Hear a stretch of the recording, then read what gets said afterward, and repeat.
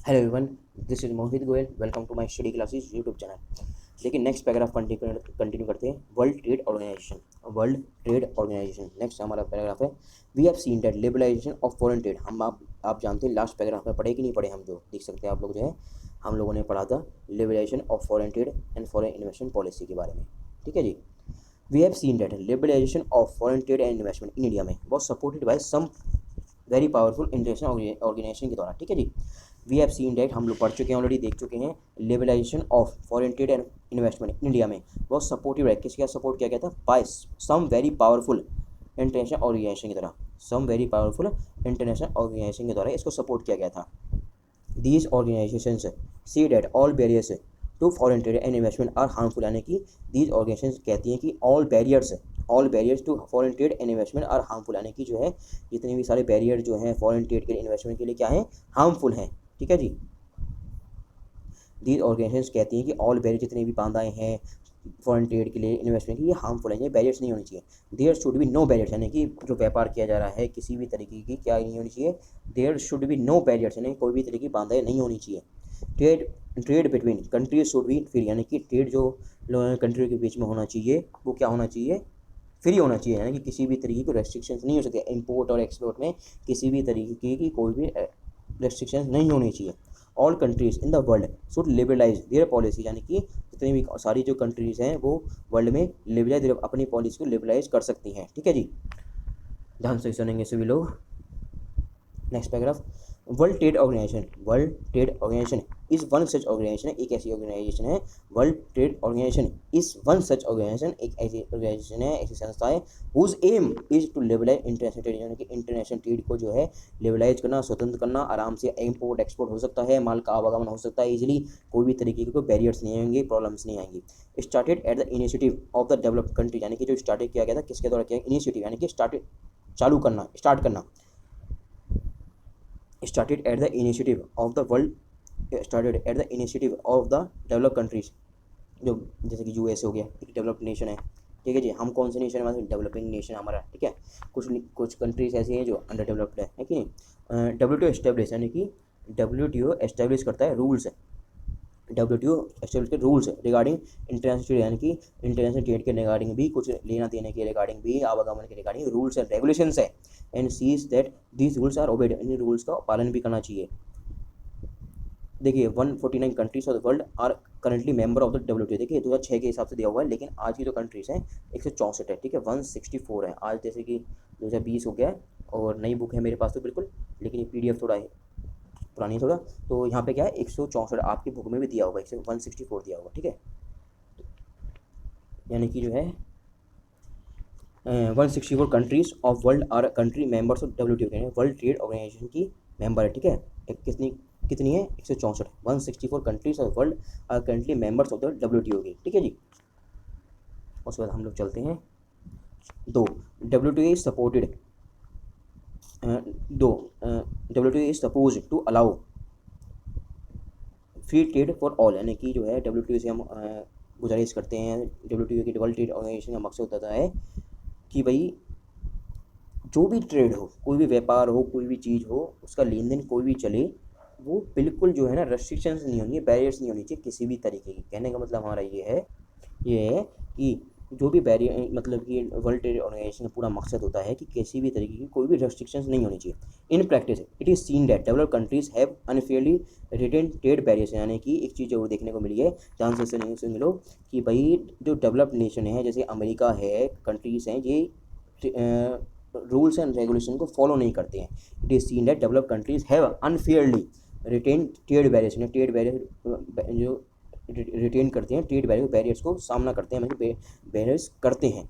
On the other hand, यानी कि जो दूसरी तरफ जो है वर्ल्ड ट्रेड ऑर्गेनाइजेशन रूल्स है force developing countries to remove trade barriers. यानी कि वर्ल्ड ट्रेड ऑर्गेनाइजेशन रूल्स है फोर्स किए जाते हैं डेवलपिंग कंट्रीज के लिए, जैसे इंडिया डेवलपिंग नेशन है। ठीक है, टू रिमूव किया जाए ट्रेड बैरियर्स। यानी कि एक तरफ तो डेवलप्ड जो नेशन है अमेरिका है, ये रूल्स और रेगुलेशन को फॉलो नहीं करता, और ये कहा जाता है वर्ल्ड ट्रेड ऑर्गेनाइजेशन की तरफ से जो डेवलपिंग नेशन है, विकासशील देश है जैसे कि इंडिया है, उसको कहा जाता है आप फॉलो करो। An example of this is the current debate on trade agriculture product पे। जो डिबेट जो है एग्जाम्पल है, करंट डिबेट जो डिबेट है ऑन ट्रेड पर, एग्रीकल्चर प्रोडक्ट्स पे हम लोग देखेंगे। इस पर देखते हैं, डिबेट ऑन ट्रेड प्रैक्टिसेस, इसको हम समझते हैं, समझना बहुत ज़रूरी है। देखते हैं, you have seen in chapter second में that the agriculture sector provide the bulk of employment, जो है थोक में एम्प्लॉयमेंट प्रोवाइड करता है। कौन प्रोवाइड करता है? एग्रीकल्चर सेक्टर, यानी agriculture sector provide the bulk of employment and significant portion GDP. India में एक महत्वपूर्ण पोर्शन जो है जीडीपी का लिया जाता है, एक महत्वपूर्ण पोर्शन जीडीपी का होता है।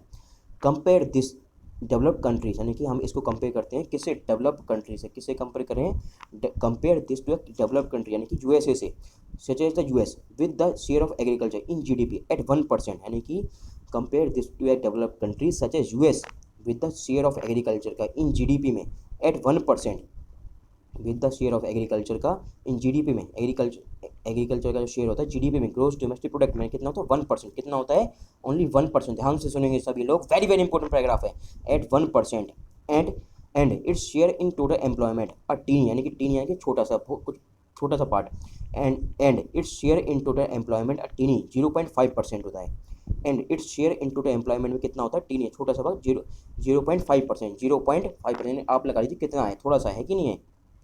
उसके बाद, and yet this very small percentage of people who are engage in agriculture in the US में receive massive sum of money from US government for production. देखिए, and yet this very small percentage of people who are engage in agriculture में, यानी कि जो है USA में कितने कितने कम लोग हैं जो एग्रीकल्चर सेक्टर में लगे हुए हैं। रिसीव, ध्यान से सुनेंगे, जो रिसीव करते हैं मैसिव मनी, बहुत ज़्यादा सम मनी रिसीव करते हैं किससे? यूएस गवर्नमेंट से, फॉर प्रोडक्शन के लिए, and for export to other country, यानी कि जो है बहुत सारे अमाउंट जो है यूएसए गवर्नमेंट से प्राप्त हो जाता है फार्मर्स को। ठीक है, फार्मर्स को, या एक तरीके से हम लोग बोल सकते हैं बहुत सारे मैसिव अमाउंट, बहुत ज़्यादा अमाउंट या सब्सिडी मिल जाती है। ठीक है, अभी मैं आपको समझाऊंगा और अच्छे तरीके से समझने की कोशिश करो। Due to this massive money that they receive, US farmer can sell the farm production at abnormally low prices में। जो यूएस फार्मर्स हैं जो कैन सेल करते हैं, जो भी अपनी फसलों को जो है सेल करते हैं, तो वो काफ़ी लो अमाउंट पे सेल कर देते हैं। ऐसा क्यों करते हैं? देखिए, मान लीजिए उन्होंने 1,000 रुपये की चीज़ है, उनका प्रोडक्ट जो है मिलता है 1,000 रुपये का। ठीक है जी, और वो प्रॉफिट भी कमाना चाहेंगे इसके अंदर, उनकी जो कॉस्ट आती है 1,000 रुपये की, अब प्रॉफिट भी कमाना चाहेंगे। अब मान लीजिए प्रॉफिट करके 1100 रुपये की हो जाती है, 1100 रुपये की हो जाती है, पूरा ले दे के प्रॉफिट इंक्लूड 1100 रुपये की जाती है। तो यहाँ पे क्या है ना, एक चीज़ ये है कि जो यूएसए गवर्नमेंट है एक तरीके से 500 रुपये तो उन्हें दे देती है, 500 रुपीज़ तो यूएसए गवर्नमेंट ही दे देती है। तो उन्हें कितने का पड़ा? बोले 500 रुपये का पड़ा, है कि नहीं है? समझ रहे हो मेरी बात को? भाई 500, 1,000 रुपये का कॉस्ट कर रहे हैं और वो बेच रहे हैं 1100 रुपये का, लेकिन उसके साथ साथ उनको सब्सिडी भी तो दे देती है। 500 रुपये का फ़ायदा भी यहाँ भी हो जाता है, सब्सिडी दे देती है गवर्नमेंट जो है, यूएसए गवर्नमेंट को सब्सिडी दे देती है। लेकिन यहाँ पे क्या होता है, इंडियन गवर्नमेंट से सब्सिडी बहुत कम देती है ना।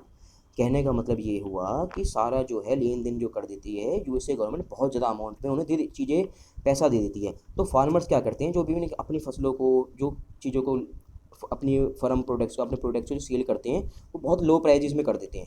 और यही नहीं है, यहाँ तक नहीं है, the surplus farm products are sold in other market also at low prices में, adversely affecting farmers in these countries में। यानी कि अपनी कंट्रीज़ में चीज़ों को जो बेचते हैं, सरप्लस यानी कि एक तरीके से एडिशनल जो अतिरिक्त जो बच जाता है वो भी जो है अपनी कंट्री में तो बेच ही देते हैं, लेकिन सरप्लस यानी कि एडिशनल जो है अतिरिक्त जो है वो दूसरी कंट्रीज़ में सेल करते हैं लो प्राइजेस में, दूसरी कंट्रीज़ में सेल करते हैं लो प्राइजेस में। तो इससे क्या होता है, जो डेवलपिंग नेशन होते हैं ना भाई, डेवलपिंग नेशन वाले भी मेहनत कर रहे हैं, अपनी कृषि कर रहे हैं, अपनी खेती बाड़ी कर रहे हैं, तो उनका प्रोडक्ट लोग जो है कम लेते हैं, उनका जो प्रोडक्ट है, उनका जो प्रोडक्ट सेल होता है वो कम होता है। भाई आप लगा लीजिए, मान लीजिए हम इंडियंस लोग हैं, हमारे माल की कीमत मान लीजिए 1500 रुपये है कि नहीं है? और इंडिया में सब्सिडी कितनी मिलती है? इंडिया में सब्सिडी मान लीजिए 100 रुपये मिल रही है, 50 रुपये मिल रही है, इतनी सब्सिडी मिल रही है। मतलब एक तरीके से अमाउंट, मतलब गवर्नमेंट अमाउंट दे रही है, गवर्नमेंट उनकी केयर कर रही है। लेकिन यूएसए में तो आप लगा लीजिए कितने रुपये दी, 500 रुपये की दे दी है। ठीक है, और ये जो है हमारे ये किसान भाई लोग हैं, ये यूएसए के किसान लोग हैं, ये तो 1,000 रुपये में दे रहे हैं। ये 1,000 में क्यों दे रहे हैं? ये 1100 रुपये में दे रहे हैं, क्यों दे रहे हैं? कि भाई इनको तो सब्सिडी दे रही है यूएसए गवर्नमेंट, इनको तो प्रॉफिट हो रहा है, इसलिए यही बात कही जाती है। आज में अब नेक्स्ट पैराग्राफ में पढ़ेंगे अभी हम कि भाई इसी बात को तो कहा जा रहा है। तुम एक तरफ तो बोल रहे हो कि भाई हम जो ट्रेड बैरियर्स नहीं लगाएंगे, लेकिन ट्रेड बैरियर्स यूएसए गवर्नमेंट खुद कर रही है, जो डेवलप्ड नेशन है वो खुद कर रहे हैं, अपनी मनमानी करा रहे हैं, चला रहे हैं। ठीक है कि नहीं? तो इसका इम्पैक्ट पड़ता है अदर नेशंस पर, डेवलपिंग नेशंस पर, ठीक है जी। Developing countries are therefore asking developed countries government, यानी कि जो है डेवलपिंग कंट्रीज हैं इस प्रकार आस्किंग द डेवलप्ड कंट्रीज से पूछती हैं, we have reduce trade barriers, we have reduce trade barriers as पर डब्ल्यूटीओ रूल्स, यानी कि हमने रिड्यूस कर दिए ट्रेड बैरियर्स जो है ताकि आप माल का आवागमन हो सके, इंपोर्ट एक्सपोर्ट हो सके एज पर डब्ल्यूटीओ रूल्स के अकॉर्डिंग, ठीक है, वर्ल्ड ट्रेड ऑर्गेनाइजेशन के रूल्स के अकॉर्डिंग तो हमने तो कर दिए, है कि नहीं है। लेकिन but you have ignore the rules, जो ये रूल्स एंड रेगुलेशंस हैं ये तुम तो इग्नोर कर रहे हो, कहने का मतलब मेरी बात समझ पा रहे हो। But you have ignore rules and regulations of world trade organization के, have continued to pay your farmers vast sum of sum money, यानी कि but you have ignore the rules of the world trade organization के and have continue to pay your farmers vast sum of money, यानी कि बहुत महत्वपूर्ण मात्रा में, जो बहुत ज़्यादा मात्रा में जो है मैसिव अमाउंट जो है दे रहे हैं, है कि नहीं है, बहुत सारी मात्रा में अमाउंट दे रहे हो। You have asked our government to stop supporting our farmers but you are doing so yourself, यानी कि कहने का मतलब ये है कि भाई आप लोगों ने हमारी सरकारों को तो कहा कि भाई किसानों को सहायता बंद करने को कहा, आपने हमारे किसानों की मदद करने को कहा, लेकिन तुम खुद मदद करते हो उनकी। गेटिंग पॉइंट, कहने का मतलब है आप लोगों ने हमारी सरकारों का अपने किसानों की सहायता बंद करने को कहा, मतलब कि अपने किसानों की जो डेवलपिंग नेशन को कहा भाई अपने किसानों की मदद मत करो, लेकिन तुम तो खुद करते हो ना भाई मदद। तो 500 रुपये सब्सिडी दे रहे हो, 500 रुपये सब्सिडी तो तुम दे रहे हो, इससे क्या हो रहा है, लॉस तो डेवलपिंग नेशन का हो रहा है कि नहीं हो रहा है। Getting point note. तो ये इसी बात को कहा जा रहा है कि ये किस तरीके का ट्रेड है कि नहीं है। You have asked our government to stop supporting our farmers but you are doing so yourself, यानी खुद तो तुम कर रहे हो। Is there free and fair trade, क्या ये फ्री यानी कि सही तरीके से फ्री और फेयर ट्रेड है कि नहीं है। तो आई होप आप मेरी बात को समझ गए होंगे, 2-3 वीडियो देखने समझ आ जाएगा, ठीक है। और देखिए एक चीज़ मैं बता देता हूँ, जो डेवलप्ड जो नेशन है जो ऐसे ही है ये अपनी मनमानी करते हैं जी, ये अपनी चलाते हैं, ये किसी की सुनते थोड़ी ना है। इनकी इकोनॉमी बहुत अच्छी है, इंडिया इकोनॉमी इतनी ग्रोथ नहीं है, इतनी नहीं है, ठीक है जी। तो thank you so much, have a nice day.